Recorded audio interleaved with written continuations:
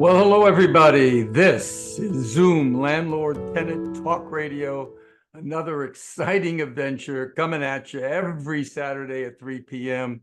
I see we got a good amount of participants already in our meeting, and I appreciate everybody's help and participation in this webinar that we do. I always start this off with a little bit of a sermon. For anybody who was curious as to the song, it was from the television show Cheers. Everyone knows your name. And quite frankly, in this group here, I know everybody's name. So thank you for participating once again. I wanted to talk about a couple of topics tonight before we open it up to questions. And the first one is people are always saying, what are the basis or what are the ways that tenants are supposed to be able to pay the rent? What are my requirements? How do they pay me? Where do they go, et cetera? And with regard to the law on this topic, you have to actually have a physical address where payment can be made or other items, but you can never have it where you say to your tenant, well, I'm just going to pick it up. That's not a proper method. There are proper ways and places that you can tell the tenant to go, but it's not one that, hey, I'm going to pick it up from you, because then the obligation would be on your part, and the tenant would have, if you don't show up, then the tenant can't pay his rent. So what are the ways that a landlord can tell the tenant? Well, the easiest one is just a physical address. Hey, pay the manager in apartment number 2, or my address is on Sunset Boulevard. Go over there and pay it. Or of course, you can always mail it. That's one way. I always get this question: can you use a PO box for payment of rent? And the answer is yes, you can. You can use a PO box. Now, the tenant always, by California law, has to have a physical address where they can serve you with legal process or notices. But notwithstanding that requirement, you can tell your tenant to pay it to a PO box. What are other ways to do it? Well, you could tell them to pay it to a bank account. You give them the name of the bank, you give them your account number, and then the tenant has the right to deposit that money directly into your account. If you're going to serve a 3-day notice on your tenant to pay the rent, and the method of payment is to pay it to a bank, then on that 3-day notice, you have to have, number one, the name of the bank, the address of the bank, which has to be within 5-mile radius of your property. You have to have the days and the hours that the bank is opened, days and hours that the bank is open. So those are the requirements. And of course, you have to have that address as well. And then, of course, you would put your phone number down, and you have to put your agent's name down as the agent, or you can put your own name down if you don't have an agent. So that would be a direct deposit into your account. The next way that you can do it would be, and I have this actually at one of my buildings, and it works out really well, is something called a rent collection box. Yes, a rent collection box, where you have a little box on the property that's locked, and you have a little, little opening in that box, and the tenants just throw their rents in there, and then you can go and get it. I like that. The tenants don't have to go far. They don't have to use any postage. They don't have to get into their car. So I do like that. Now, can you tell the tenant that they can Zelle it to you or use that program called Appfolio? And the answer is absolutely, you can do that. It's called electronic deposits, but you can't require that as the only method in the state of California for a tenant to be able to pay his rent electronically.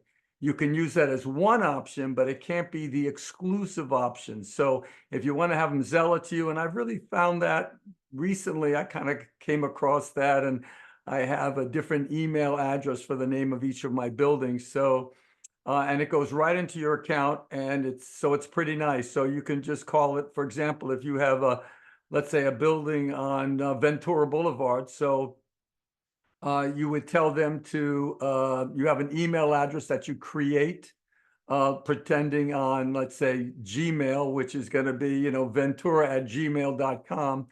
And then you set that up with your bank that any email that comes in with that name on it will go straight into that particular bank account. So if you have multiple bank accounts, set up multiple different email addresses. They're all free. And then for each bank, you give them that email address, and then the money will flow right into there. So I'm a big fan of Zelle. And of course, there's all the other electronic ways of paying. But if you're not into these other programs like Appfolio and stuff, it's not a bad way to collect your rent by telling them to pay Zelle. But again, it cannot be an exclusive remedy for that. Okay, that's topic number one. A quick one on topic number two is that we've had, and we've seen it in our practice, that tenants, I don't want to call them tenants, let's call them something what they really are. Oh, I know, they're called thieves. Thieves are breaking into units and taking over occupancy. And then, of course, you come to your vacant unit, be it a house or an apartment, and all of a sudden you see a family or somebody in there, and you go, what the hell are you doing here? And of course, they'll claim that they have a rental agreement. They'll show you some rental agreement that they got online, and you'll call the police, and the police will do nothing. They'll say it's a civil matter. You'll have to go through an eviction process. It's called a forcible detainer, not an unlawful detainer. So we're seeing a rash of this for these vacant units. You have to be very careful. What I would recommend on these is make sure that you have automatic lights that go on. If you can park a car in the driveway to make it look like somebody's living there, I would certainly do that. You might want to have an alarm on the property. And I wouldn't just get any alarm. I would get an alarm with an armed response, so that if that alarm goes off, that, it's going to take the police about, 3 days to get over there, with all due respect to the police. But with armed response, and it is a little bit more pricey, but just for the time that you have the unit vacant, you want to make sure that your unit is protected. These people are just breaking in, just like they're taking merchandise out of stores. They're going into your apartments and your houses and your condos. So please make sure that those doors are doubly locked. Make sure that you have lights that go on automatically. And also that you might want to consider even putting things in the driveway, as I said, having a friend stay there, if you really trust a friend, that is, or having an alarm with an armed response. Anyway, that's my sermon for today. I want to tell you that this Zoom meeting is for informational purposes only. It is not a substitute for getting quality legal help. With regard to me answering your questions, please electronically raise your hand. As I see that, it's on the toolbar in the Zoom. If you want to talk to me, please raise your hand, and I will try to get to you as best as I can.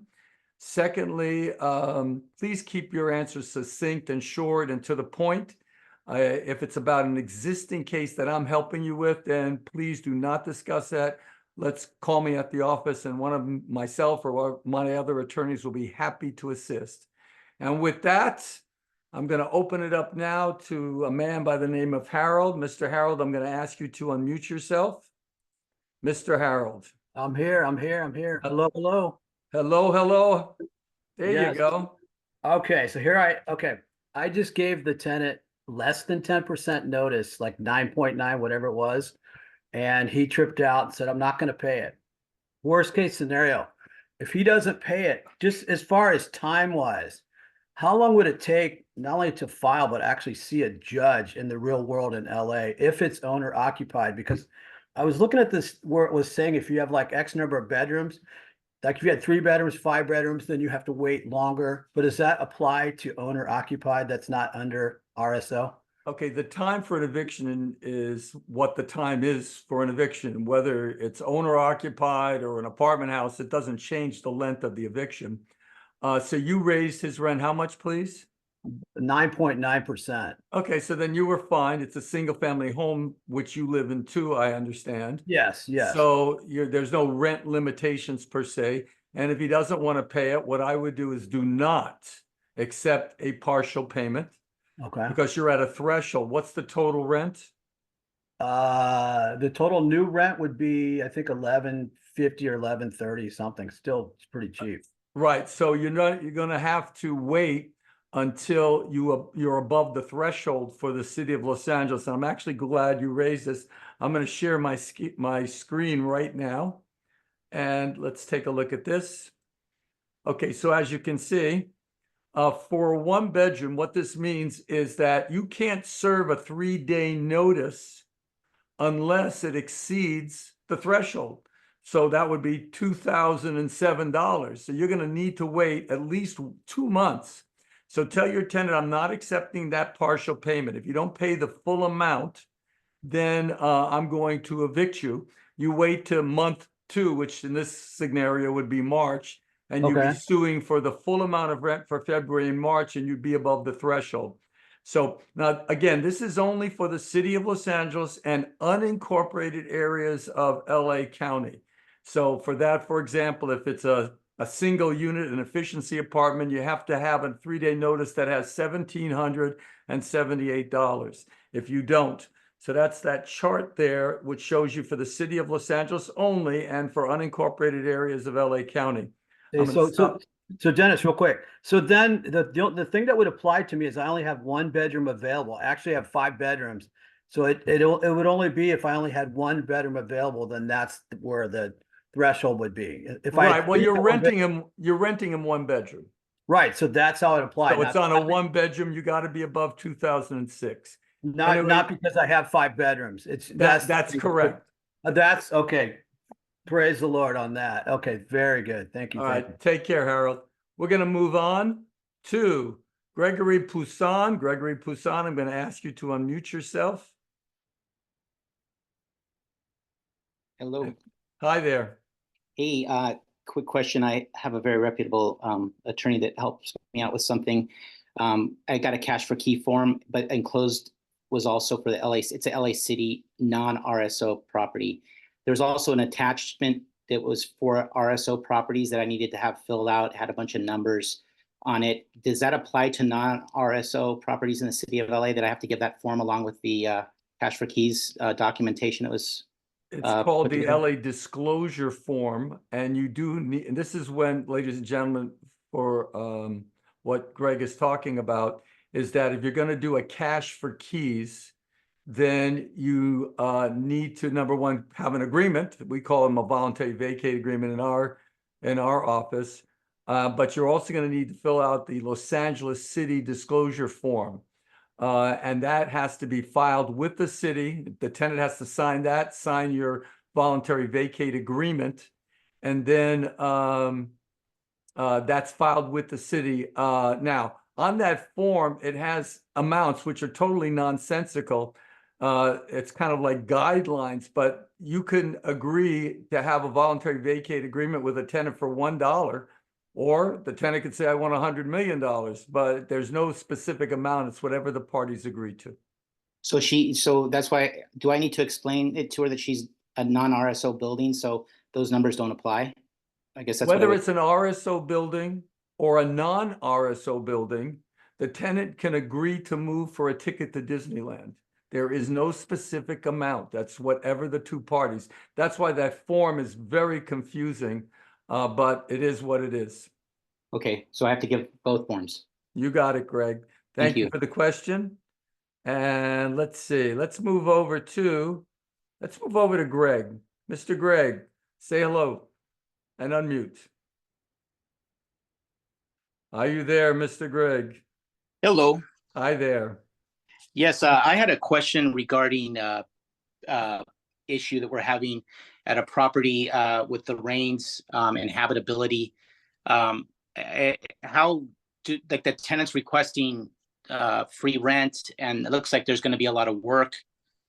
How would I approach the situation to ameliorate the situation? Looks like it's going to be pretty complex and have to remove a lot of drywall and things, and it looks like there's mold.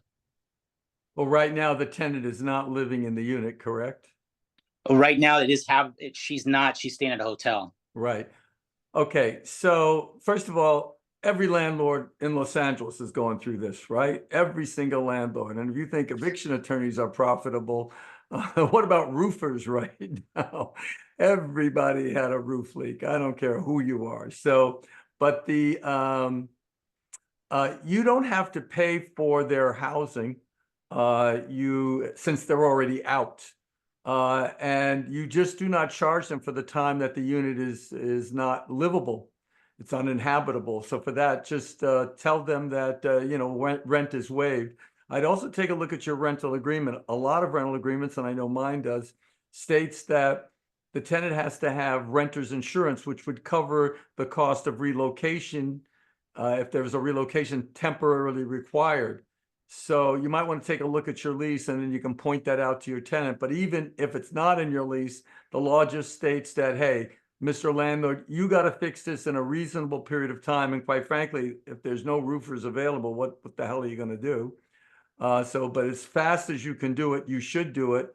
And then the other issue is that to not charge the tenant for the time that they can't occupy the property.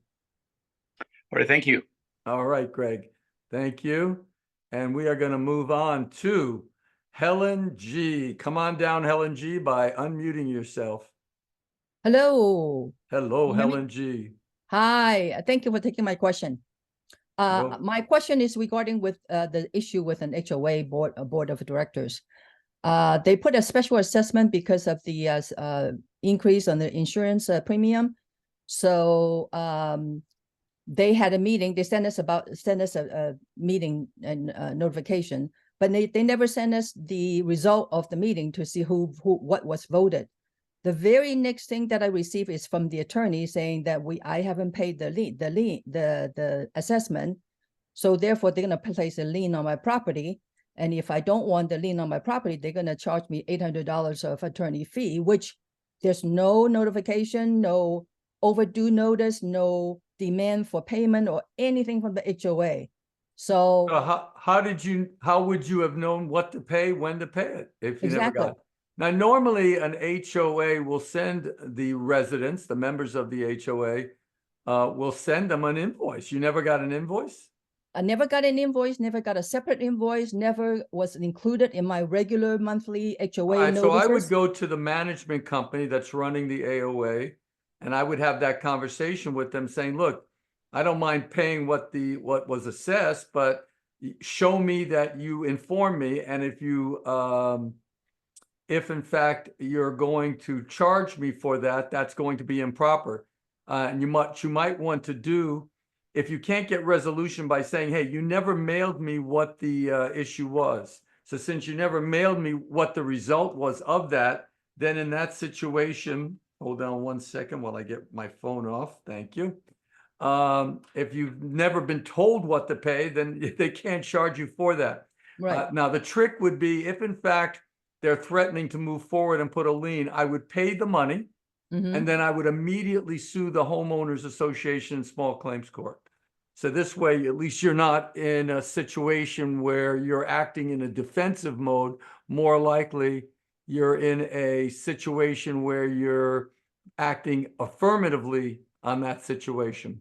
When you say pay the money first, do I pay the money, the assessment as well as the attorney's fee? 'Cause If you can't resolve it by talking Yeah. to the management company, which you should be able to resolve, then I'd pay whatever ransom they want. And Okay. then I'd sue them in small claims court. And you Got can it. tell them that that's what I'm going to do. I'm paying you, but I'm going to sue you. And let's see what happens with that. Anyway, Awesome. thank you, Okay. Helen. Thank I you. appreciate that. And we are going to move on to Michael Ansari. Michael Ansari, please unmute yourself, young sir. Michael Ansari, there you go. Hello, Dennis. Thank you very much for your time. Michael Ansari, California Golden Rock Realty and Management. Thank you. I have easy questions, easy for me, not for you. We have a fourplex and we want to raise the rents. What's the limit on that?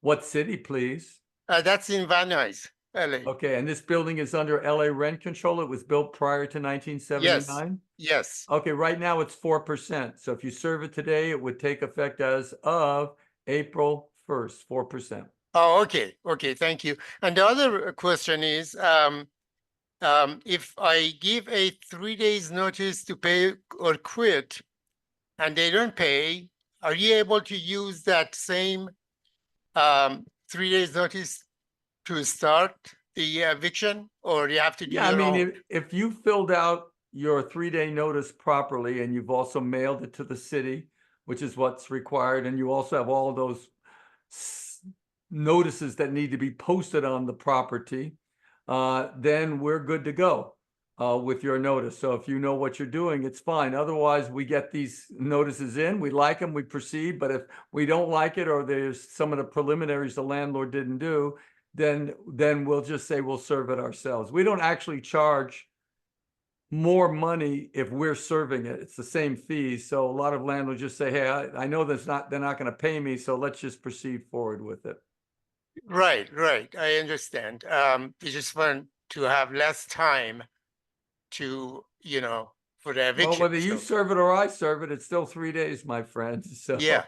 Okay. Well, thank you so much. I appreciate it. All right, thank you, Michael. And let's move on to, it's kind of an unusual name. We're going to move on to Rooster Gale. Please unmute yourself.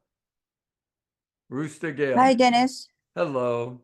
I hope you remember me. I was the one rooster, tenant had a rooster in a patio and they Oh, claimed yes, I do. support animal. I do remember that. Barnyard animals, yes. Yes, well, now we moved on that. I have a question that could be very easy one for you.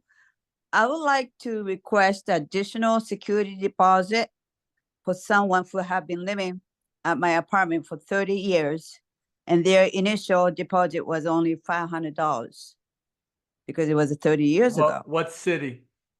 Costa Mesa, rent control building.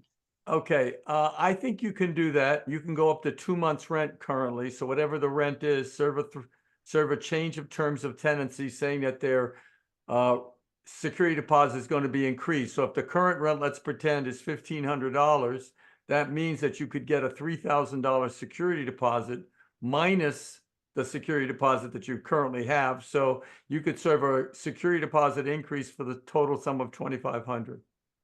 Okay, so just use a regular change of terms, Yeah, change of terms, and serve that at least 30 days in advance. 30 days in advance. If they fail to pay that, can I proceed with eviction or what can I do? Absolutely.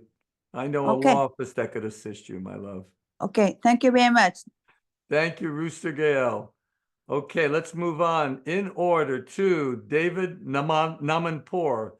Come on down by unmuting yourself, young sir. Hello, sir. How are you this afternoon? Thank you I'm very doing much. doing pretty I'm good. in the office on Saturday at 3:00. Look here, my friend. I've got a couple of very quick questions. I've got a tenant who's got a pet and an extra tenant. This pet is a pit bull, and I've got a lot of complaints about this one here. Now, I know that I got to give him a 30-day notice to cure or a 3-day notice to cure. What city, please? Los Angeles, rent control. Okay, so it's going to be on both of those issues. It's a 30-day notice to perform or quit. That's different than what the state law is, but Los Angeles has seen it for those two items to make it a 30-day notice to perform or quit, giving them 30 days to get rid of the pets because that's in violation of the rental agreement, and 30 days to get rid of the unauthorized occupant, again, in violation of the rental agreement. Yeah, but is there a law that just came out about pets that it has to be reported after, like, say, March 5th or something? Not aware of that law. Is it a city law? Well, I called this one attorney and said LA City Housing, it's ordinance 188108. 188108. Right. I'll look it up. I'm not aware of that, and I would Well, be suspicious. if you say, and I spoke to one of your attorneys the other day, and she did say 3 days notice, but then yeah, the city came down and extended that, so it's still a 30-day notice. Now, there was a lawsuit filed by the Apartment Association of Greater Los Angeles which struck down the county requirement of a 30-day notice to pay rent. And I think the same logic could be used against the city, that it should only be a 3-day notice. But the problem is the county ordinance is just on the trial court level. It hasn't been appealed yet. Once But that you know- appeals, then I think we're fine. I gave the notice in November, right? But I gave him a 3-day notice. So do you advise me to give another 30 days notice starting like on Monday?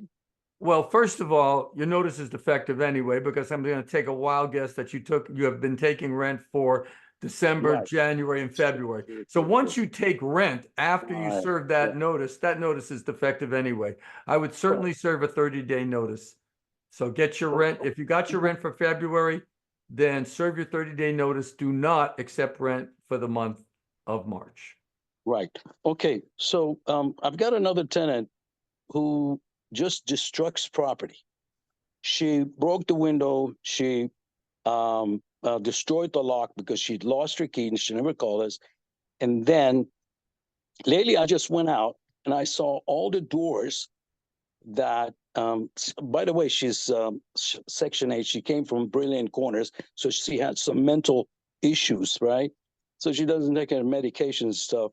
So I saw all the doors were on the corner of the street, right? That's what's going on here. Now I went to the unit. I see she got paint all over the place. I said, yeah, hey, you're destroying the property. Now, here's the thing. I really would like to get rid of her. Now, I think that should be a 30-day notice to procure, or what do you suggest? You'd have to check the terms of the rental agreement. Most rental I use agreements. yours, my friend. I use Okay. yours. Then it says that the tenant is responsible for the cost of the repair for any damage that they did negligently or intentionally. So what I Right. would do is I would fix all these items. I would Fix then, it? yeah, then I'd present her with a bill, making a demand that she pay it. Okay? Because you have kind of a laundry list of issues that you're talking about. So maybe fix a few of them, like the window and the lock. Well, I did fix the window because, I figured that. Well, then hey, present her with the bill, give her a few days to pay it. And when she doesn't, then we'll serve her with a 3-day notice to pay for the outstanding cost that it cost me to fix the window or to fix the lock. oh, I see. So, but that would be a 30-day notice. But No, I a would have to, 3-day notice to perform or quit to reimburse me for the cost that I had to pay for that window and I had to pay for that lock. 3 day. Okay. I mean, are you sure? Since she's a Section 8 tenant, because she's affordable Hey, housing requires. David, I'm sure. Thank you. Okay. Hey, one other thing. Quick. Yes, sir. Quick. Okay. Regarding your. Is that your beautiful tenants- children behind you, by the way? Say it again. Is that your beautiful children behind Oh you? yeah, they were younger at that time. Yes, thank you so much. Both of them are physicians right now. Oh my God. Yeah, they were both doctors. Look, about your well, I really enjoy your free forums. I'll tell you that. Okay. About the renter's insurance, is that mandatory? Well, you can't enforce that because there was a case that came down from an appeal court that said that if the lease requires that you have renter's insurance and the tenant doesn't procure it, it's not considered grounds for eviction because that court said that it's not a substantial breach of the contract. I disagreed with that court, but that's what it is. But the reason why you want to have that in your contract is for just like the situation that we were talking about with the first gentleman, where, hey, don't look towards me to pay for your relocation. If you have to relocate because, something through no fault of your own, there's a water leakage, you've got to pay for your own relocation in that situation. And you should have procured your insurance. And if you didn't get it, well, then that's not my problem. Okay, Right, David, thank you. Gonna Well, move wait a on? Sorry. Got to move on. We got to keep this moving. Sonia, I am going to ask you to unmute yourself. Ms. Sonia. Yes, there. hi, Dennis. Hello. Hi. My question has to do when a tenant gives notice that they're going to be leaving. I just want to be sure. Now, I heard that there's a form we can give that's receipt of their notice that kind of acknowledge that the owners have received it, as well as lets them know that they're entitled to a like a final pre-walkout inspection. So my question is, and I guess we're supposed to give them that form. My question is, as far as just clarifying that, and can we do that through email and it still be legitimate and stuff like that? Okay, so you're raising two questions. So the first one is your tenant serves you with a 30-day notice that they're going to vacate. Yes. Do you have to acknowledge that? The answer is no. There is no form. You can write them a letter saying, yes, I've received your notice and we'll be there on the 30th day to pick up the keys. There's no requirement for that at all. Okay. The other is that there's something called like a pre-security walkthrough where the tenant, not you, the tenant has to invite his landlord to do a security deposit walkthrough anywhere from 15 days to 2 days before he's going to vacate. If the tenant asks you to do it, then you must comply, figure out a time that two of you will get together. You'll walk through the apartment with him and you'll say, look, I'm going to charge you for this unless this is fixed, and I'm going to charge you for that unless that is fixed. But there's no requirement of the landlord to do that. That's an obligation on the part of the tenant, that if he wants to have a pre-security deposit walkthrough of the unit before he leaves, then he has to invite you. And by the way, the fact that you pointed out 12 things to him, that doesn't mean that there couldn't be 20 things that are wrong with the unit, because once the tenant moves out, you get to see the way the place really looks. And, Yes. and that's what you didn't see during the walkthrough, okay? Yes. Thank you so much. Appreciate it. All right, Sonia, thank you. You know, we're moving along pretty good here. You guys are asking some really nice questions. I'm going to move on to Nancy before I'm going to go to iPhone. But Nancy, I'm going to ask you to unmute yourself. Hello, Hi. Nancy. Hello. So my question's a little bit twofold here. So, is it common when you're working with a property management company that manages your properties, that you have less control over what's going on with your properties? As an example, we frequently get resistance when we don't go along with what their recommendations are, such as like the extent of a turnover or evictions, payment plans, addendums that we want to do for the month-to-month tenants, like we want to update addendums, or even like certain things that they have in their leases that we want removed. They've got something in their lease where they give tenants a credit for paying their rent on time, something that they're obligated to do. And basically, we just get resistance for pretty much anything. Is that common? And the answer is, listen, you hire, by the way, I see the dog in the background. What's the dog's name? Oh, you do? Zoe. Zoe. Hello, Zoe. Come here, boy. Zoe, down. Hey. Oh my God. Zoe, she's such a Did I stink. start up? Oh my God. Here? Yep. Oh my God. Busted. Oh It yeah. looks like he's using the computer. Oh my God. She's grabbing a plastic bag that had food in it. She's such a yep.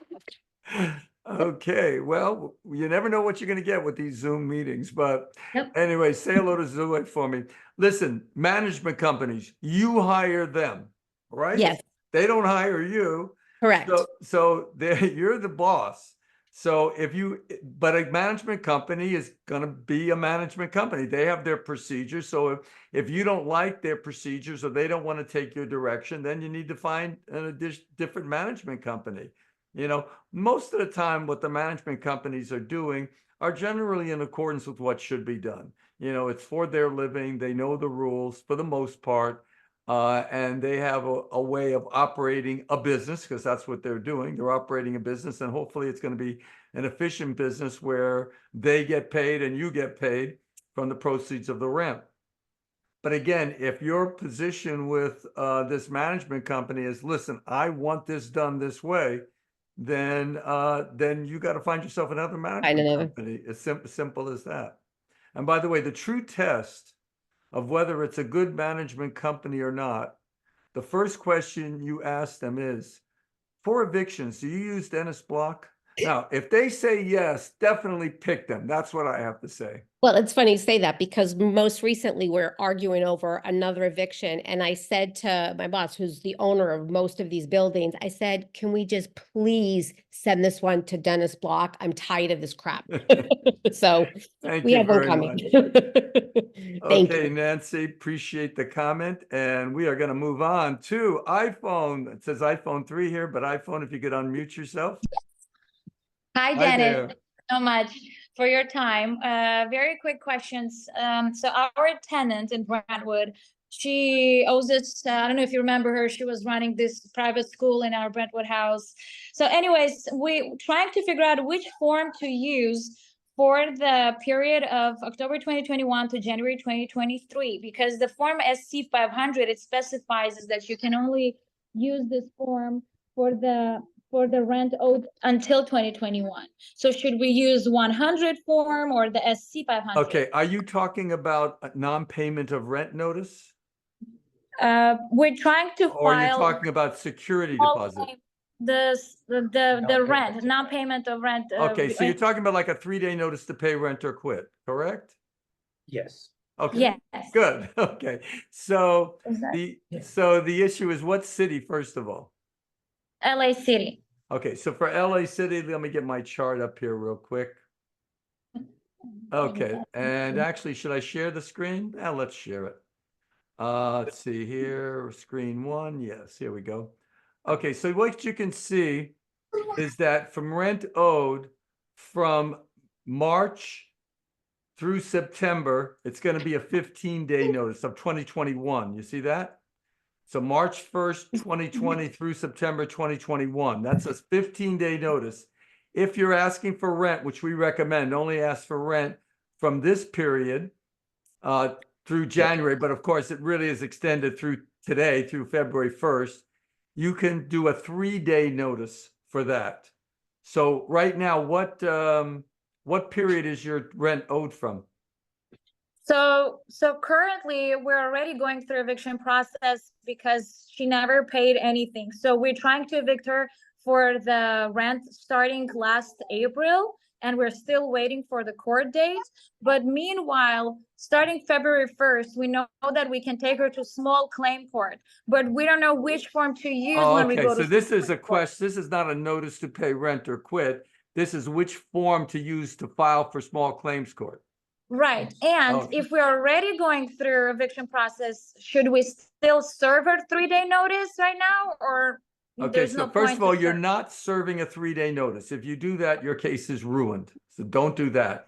If you Okay. want to sue her in small claims court, okay, then you go to small claims court physically, and the court clerk will fill out the paperwork for you. Just tell her what months you want to sue for. The fact that you might have a current eviction case is irrelevant. You could be suing in 2 separate lawsuits, one for the current rent and one for that.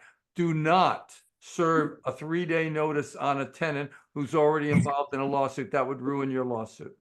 Right, but the problem is that we go to the small claim and they're saying the SC 500 form is only for the rent owed until 2021. So from March 2020 to 2021. And they're saying that the 100 form is only limited to 12,000, but she owes us 100,000. So we don't know which form to use. And- SC 500. And I can't really answer that. It's not like we file things in small claims court. They don't allow attorneys in small claims court. I'd have to look at the document, but you should be able to, based on, regardless of quote, the number of the form, you should be able to sue for that entire period, excluding what your current lawsuit is about. You should be able to sue that, and it should be unlimited jurisdiction for COVID rent. So you're not limited to 12,000, because for the city of Los Angeles, COVID rent was extended until February 1st of 2023. So any rent. Right, and owed- also, Go ahead. sorry. And also, how about, she also claimed COVID. She said, now I'm claiming for county, under county's protection, which is also February and March. So what's gonna happen with those 2 months rent? I don't know. I'd have to see the forms really to answer that question. Okay. The form which you just showed us earlier, it says from October 21 to January 2023, but how about? Yes. February and March 2023. You can sue February of March of 2023. Those, you can add that in too. That you can just add that. No, but that wouldn't be small claims court. That would be really part of the, well, actually, you probably could because it's only 2 months rent. So you're not above the quote, threshold of the small claims court. So I think you can sue for the entire period of time. Okay. All right. Well, Okay, thank you very much, Dennis. Thank you so much. You take care. I hope I did the right one. No, I gotta ask you to no, I did that already. Oops, wrong one. Gotta lower hand. There we go. We're gonna move on to Crystal. Crystal, I'm gonna ask you to unmute yourself. One more time. Crystal, try it again, please. I think I'm messing you up here. Okay, try it one more time, Crystal. There you go. Can you hear me now? I can. Sorry about that. No worries. My question is, it's kind of piggybacking on the earlier topic of pets and emotional support animals. Have a tenant who came in, was allowed to have 2 pets. I think one of them died. She got a new pet, and this pet was just completely out of control and tried to tell her to get rid of the pet. But then she said, oh, she gave us a letter saying it's an emotional support animal. My question is, what are the requirements for emotional support animal letter?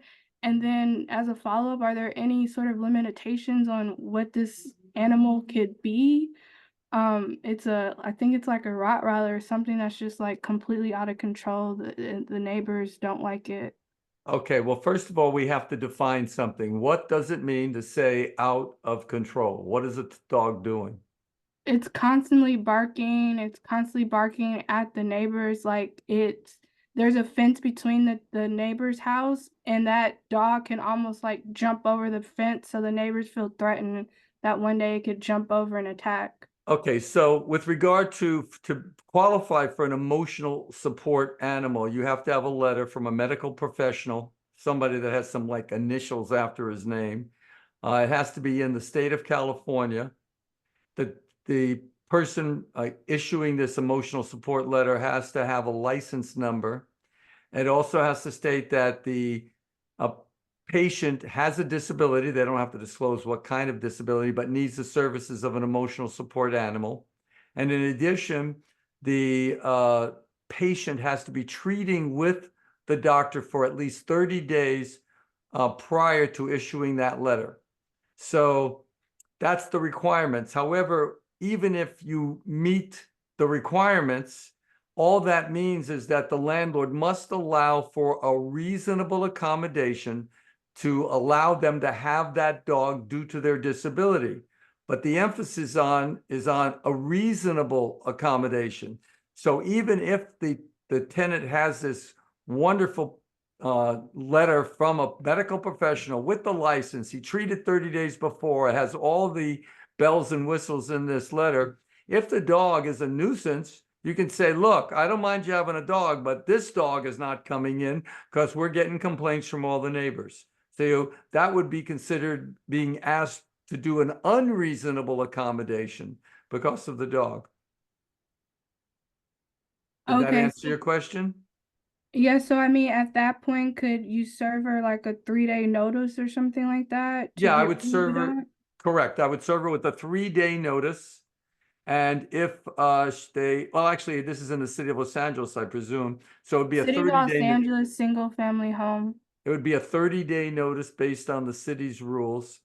And if in fact they have the dog there at the end of the 30 days, we could proceed forward with an eviction. Once again, there's nothing under the law that requires that you give what they call a unreasonable accommodation, only a reasonable accommodation. Are there any limits on what type of animal it could be? Or Well, no? it can't be a barnyard animal or a giraffe or an orangutan. It's got to be, a pet like goldfish. I like goldfish. They don't make too much noise. Right. Did you have any other questions, Crystal? No, I think that's all for today. Thank you. You did good, Crystal. Okay. Well, if you guys got any questions, raise your hand because we're actually running out of people. We're going to move on now to Lorraine. I'm going to ask you to unmute yourself.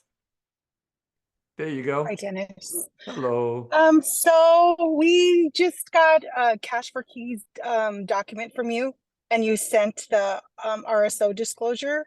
This property is in Los Angeles. It's non-RSO, but the amount that's on the RSO disclosure is less than what we offered. Is that going to be a problem, or is that's probably going to confuse the tenant? It is definitely going to confuse the tenant. There is no reason for the city on their disclosure form to put those amounts. They don't apply to a voluntary vacate agreement. But the city, in their Okay. ridiculous wisdom, puts that in there so just to create havoc. So you have to inform the tenant that, look, there is no specific amount for a voluntary vacate agreement. As I always say, it's legal to offer $1 and the tenant can agree to that, and that's a perfectly legal agreement, or the tenant can come back and say, I want $300 million. So, but those amounts on that disclosure form deal with relocation that's required. For example, if you want to have a close family member move in, or if you're going to be demolishing the place or putting in a manager, that's what those amounts are for. Those are set amounts, but it has nothing to do with a voluntary vacate agreement. Okay, and then I just have one other question. Being that the whole reason why we're doing cash for keys is because we have an inhabitable unit at this time, because there was a significant amount of damage due to the rain that just passed. So she called the city, obviously, we have violations from the city. We started opening up walls and it's inhabitable. So do we ask her to claim that against her renter's insurance, or no? We just take Claim responsibility for what? everything. Any of the damage? Well, damage to her personal property? Uh, Let's say otherwise the damage is to your property. yeah, she does have some personal property loss, so she would actually use her renter's insurance for that, or is that our Exactly. responsibility? Okay, that was my only question. My other Oh, question. Lorraine, thank you so much. Appreciate you. We are going to move on to Julia Jordan. Julia Jordan, come on down by unmuting yourself. Hi there, Dennis. How are you? I can't complain. It's Saturday, easy Well, weekend good. day. Good. I was pulling for you on your lawsuit. I just joined in, so I'm not sure if you spoke to that or not. But anyway, I hope all is well. Well, we're still working on it. We have a big hearing coming up on March 18th that will Okay. decide it for us. All right. Well, we'll be sending positive messages your way. Thank All right. you. So my question is, we are currently in the eviction process with you on a tenant in the city of Inglewood. Right, but remember, we don't talk about specific cases, so please make this just a general question. Okay, so it's a general question. So, if we think that a tenant has moved out, but they're not responding to us, do we have the ability to go in the unit and see if it's unoccupied or no? Absolutely. You can serve a form. It's on my website, which is the notice to enter the dwelling. And there's a bunch of items that you can check. The one you want to check is that to check to see if the premises have been abandoned. Okay. So serve that notice 24 hours in advance, go in with your pass key, or you can even get a locksmith, not to change the lock, just to open up the door. And if you see that everything's been stripped out of the unit and they're not living there, then you can take possession. Okay. All right. Sounds good. Thank you very much. My pleasure. Okay, let's move on to, I have David. David, say hello by unmuting yourself. Yes, hi, Dennis. Thank you so much for your time.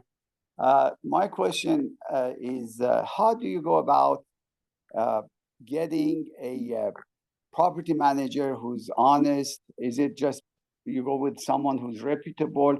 If you were in my place, for example, how would you select or choose a good property management? Please help me out with this. I mean, the thing to do is obviously to have a meeting with them, go over how they operate their business. Do they have their own people do repairs? Or do they have vendors that do their repairs for them? Some of them do it that way. So, but you just got to get a feel. I mean, I have a management company that works my properties and I'm very happy with them. But again, you've got to be you got to do your due diligence, just like a realtor, that you're going to, list your house for. You got to, talk to that realtor and see how they do their business and whether you're going to have faith in them. Are you still there, David? Did I lose you? I think I'm asking you to unmute yourself. I think you hit the mute button, young sir. Nope. David, you there? Asked. Thank you so much. Thank you. Okay. Thank you. Thank you, David. All right, let's move on to Suzette. Hello, Suzette. I'm going to ask you to unmute yourself. Suzette. Last chance, young lady. One more time. Suzette? Nope, you're a little shy. That's okay. Let's move on to Mark P. I'm going to ask Mark P. Hello. Hello. Can you hear me? I can now, darling. You got to keep your mute off. Go ahead, You know Suzette. what? I'm just leaving work, so I'm actually driving. So, here's my question. Can you explain the anatomy of an eviction, specifically what happens once the tenant is served? No. Not the 3-day notice, but once the attorney's office serves the tenant. Okay, Do they have to personally serve them, or do they have to keep chasing them until they serve them personally? Well, unlike a notice, which if you can't hand it to the tenant, you're allowed to post one on the door and mail one. It's different than a lawsuit. A lawsuit technically has to be put into the tenant's hand, or at least into the hand of some adult who's in the property. And if you can't serve them, then in our situation, which happens, the process server has to keep going back. But there is a procedure in the law that if the tenant is, let's pretend the tenant's not there, there's no way to serve the tenant, or the tenant refuses to open up the door. So we have our process servers try to serve for a week. Then we'll get a declaration from that process server as to all the attempts that were made to try to serve the tenant. And then we'll file that with the court with a document called an order to post. An order to post is an order signed by a judge which says that the lawsuit can be served by just posting it on the door. So once we have that declaration from the process server of all the times that he's been there, the dates and times, then we will submit that with an order to post to the court. Once the judge signs that order to post, then we can immediately serve the tenant. We just put it on the door, and that's considered proper service. And then now what happens? How much time do they have to get out? Or do Well, it's not a matter of getting out. The question should be, how much time do they have to answer the lawsuit, to respond to the lawsuit? And if it's served by way of an order to post, it's 15 business days from when the lawsuit was posted on the property. Oh, okay. They have to answer. Okay. Right. All right. Well, thank you very much for your question. And we're going to move over to Mark P. Mark P., I'm going to ask you to unmute yourself. Yes, thanks, Dennis. Appreciate it. I have a situation that this in the city of Gardena. A tenant recently passed away in the hospital, and his next of kin is his sister. What do I need to do at this point as far as next steps to kind of clear out the unit? They paid through February, so do I need to serve some kind of notice to the next of kin? Not really. Technically, you can take possession 30 days after the last time rent was paid.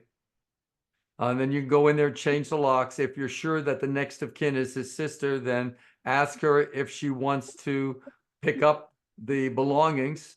Get her to sign that she has picked them up, or that she doesn't want whatever is left in there. And then the place is yours. Clean it up. Now, the tenant didn't die in the property, correct? Correct, yeah. So if they paid for February on the 1st, March 1st, I would give her as the date that I would be taking possession. Well, you don't even have to tell her that. You can start making preliminary arrangements, but you just go in there. She has no right to get notice of anything, okay? If there's nobody else there. The law says that you, Mark, can take possession 30 days after the last time rent was paid. So go there on that date, change the locks, but you can start making discussions with this next of kin that, hey, are you going to want this person's stuff? But Got in it. no Thank you event so much. allow her access without you being there. Got it. Okay, thanks, Dennis. All right, you take care, Mark. Okay, I think we're going to finish it up with David. David, I'm going to ask you to unmute yourself. Yes, thank you. Can you hear me? I can. Okay, sir. I have a question. You just mentioned if a tenant passes away or dies in your unit, is there such a law that the subsequent potential applicants or tenants must know for 1 year that someone passed away in that unit? Because this is what I heard. Okay, well, you heard wrong. Okay. If the tenant actually died in the unit, a landlord or even the seller of a house has to inform potential buyers or potential tenants for 3 years that that tenant died in that unit. However, David, there is one exception under the law. It's a crazy exception. Anybody guess what that exception is? David, can you? What the exception where a tenant dies in your unit, but you have no obligation to tell anybody? I don't know. Dennis, Okay, please. then I'm going to tell you what this crazy law is. And the crazy law is if your tenant died of AIDS, you have no obligation to inform future tenants that there was a death in the unit for 3 additional years. Crazy law. Well, the whole law is crazy why you have to even tell them in the first place, but they carve out an exception for AIDS patients who have died. So, any other questions, David? So I was wrong. Instead of 1 year, must that be 3 years then? It's 3 years, young sir. Thank you, Dennis. Okay, well, we have made it through another edition of Landlord-Tenant Zoom Talk Radio. I appreciate everybody who has come and to hear these forums. I'm going to keep doing it week to week. Always we do it on a Saturday at 3 p.m.